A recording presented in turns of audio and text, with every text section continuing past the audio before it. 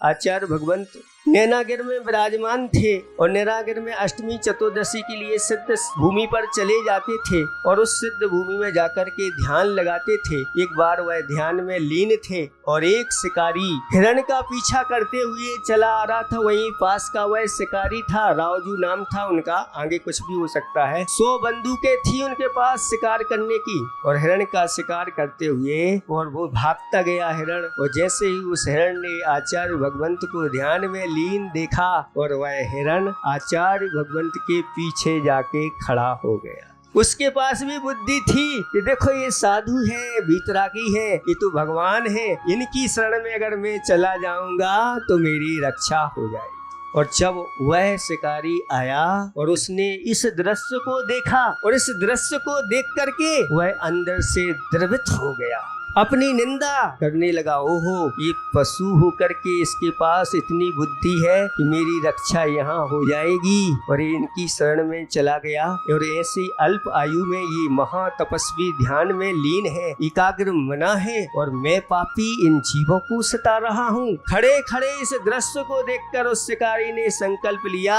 कि आज से मैं जीवन पर्यंत के लिए शिकार का त्याग करता हूँ और बंदूक छोड़ करके वहाँ से चला गया।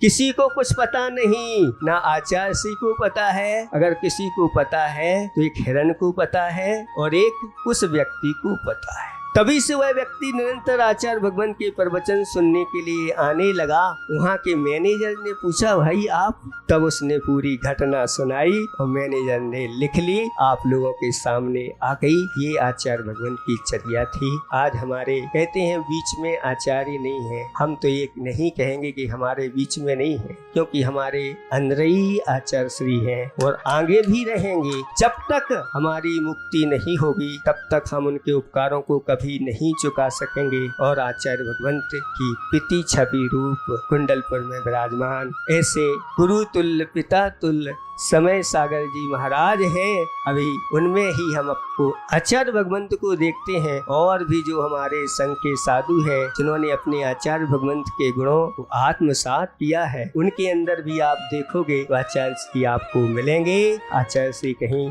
गए नहीं, हम सब के अंदर हैं।